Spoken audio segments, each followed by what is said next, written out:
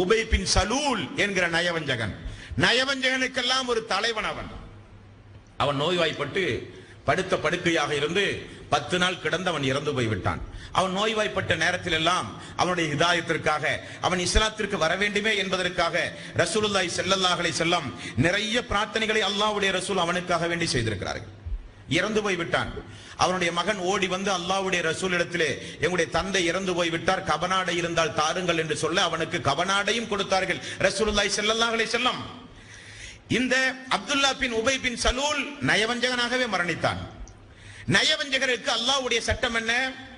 அல்லாஹ்வுடைய சட்டம் நயவஞ்சகர்களை பொறுத்தவரையில் 9வது அத்தியாயத்தின் 84வது வசனம், 9வது அத்தியாயத்தின் 80வது வசனத்தில் அல்லாஹ் சொல்கிறான், 70 முறை அவர்களுக்காக வேண்டி நீங்கள் பிரார்த்தனை செய்தாலும் நயவஞ்சகர்களை நான் மன்னிக்கவே மாட்டேன் என்று அல்லாஹ் சொல்லிவிட்டான்.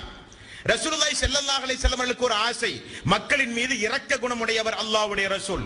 அவர் 81வது முறை, 80க்கும் அதிகமாக அவருக்காக வேண்டி நாம் பிரார்த்தனை செய்யலாம் என்கிற ஒரு எண்ணம். அப்துல்லா பின் சலூல் இறந்தான். அவனுக்கு தொழுகை நடத்த அல்லாஹ்வுடைய ரசூல் போனார்கள். உடனே உமர் ரலியல்லாஹு அன்ஹு அவர்கள் அல்லாஹ்வுடைய ரசூலுடைய சட்டையை பிடித்தார்கள். அப்படியே ஹதீஸ் வருகிறது, ஆடையை பிடித்தார். பிடித்த அல்லாஹ்வுடைய ரசூலே, எவ்வளவு பெரிய நயவஞ்சகனாக இருந்தான் இந்த இஸ்லாத்திற்கு எதிராக, முஸ்லிம்கள் மத்தியில் எவ்வளவு பெரிய குழப்பத்தை உண்டாக்கினான், அவனுக்கு நீங்கள் தொழுகை நடத்தலாமா யா ரசூலல்லாஹ் என்று கேட்டார்கள். அல்லாஹ்வுடைய ரசூல் தொழுகையும் நடத்தினார். ஆனால் நடந்தது என்ன? 9வது அத்தியாயத்தின் 84வது வசனத்தை அல்லாஹ் ரப்பல் ஆலமீன் இறக்கினான். வலா துஸல்லி அலா அஹதின் மின்ஹும் மாத அபதன் வலா தக்கும் அலா கப்ரிஹி. நயவஞ்சகர்களுக்கு, முனாஃபிக்குகளுக்கு நிச்சயம் ஒரு நீங்கள் தொழுகை நடத்தாதீர்கள். அந்த தொழுகை நடத்தது சரியல்ல. அவருடைய சமாதிகளில் போய் நின்று கொண்டு அவர்களுக்கு நீங்கள் பிரார்த்தனையும் செய்யக்கூடாது. அல்லாஹ் ஆயத்தை இறக்கினான். உமர் அவருடைய விருப்பப்படி. அப்படியானால் உமர் ரலியல்லாஹு அன்ஹு அவர்கள் சாதாரணப்பட்ட மனிதர் அல்ல.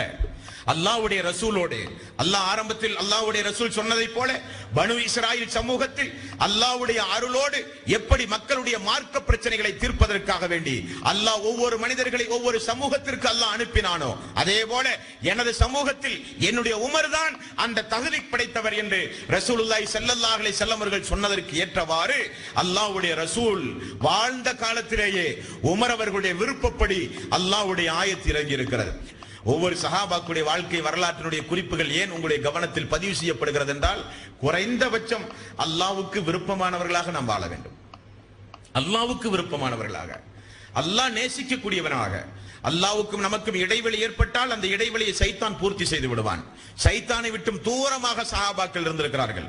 சைத்தான் சஹாபாக்களுடைய விஷயத்தில் விளையாட நினைத்தால் சைத்தான் தோற்று போய் விடுவான். அந்த அளவுக்கு மனசாட்சிகளை கட்டுப்படுத்தி, மனோ இச்சையை கட்டுப்படுத்தி சைத்தானுக்கு எதிராக மிகப்பெரிய போர் பிரகடனம் செய்தவர்கள் அந்த உத்தம சஹாபாக்கள்.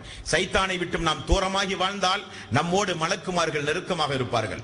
மலக்குமார்கள் நம்மோடு நெருக்கமாக இருந்தால் அல்லாஹ்வுடைய அருளும் அல்லாஹ்வுடைய பாதுகாப்பும் எப்பொழுதும்